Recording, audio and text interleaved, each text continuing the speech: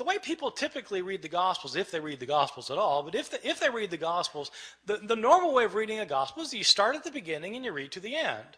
So, okay, you're going to read the Gospel. You start with Matthew. You start with the first verse, chapter 1, verse 1, and you start reading and you get to the end. You go from top to bottom.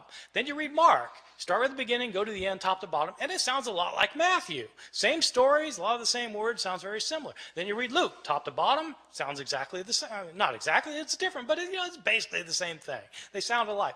And then you read John, well, that's different, but, well, in essence, it's not that far off. So they all sound basically the same because you read them from top to bottom, or you read them vertically. The way to see differences in the Gospels is to read them not vertically, but to read them horizontally. Where you read a story in Matthew and you look at the same story in Mark and compare the two stories. When you do that, you start finding enormous differences.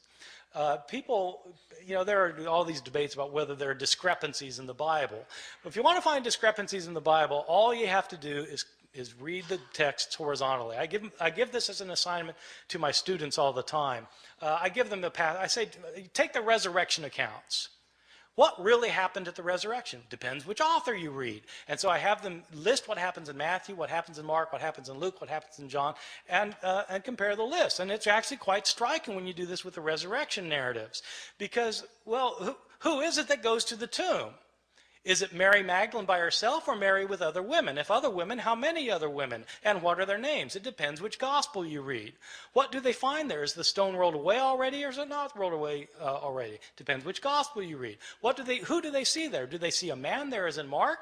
Do they see two men there as in Luke? Or do they see an angel as in Matthew? Depends which gospel you read. What are they told? Are they told to tell the disciples to meet Jesus in Galilee, or are they told to tell the disciples to stay in Jerusalem?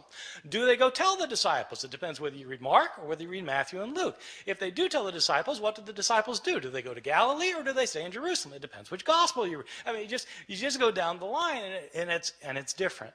And that's how you get if you read these stories against each other.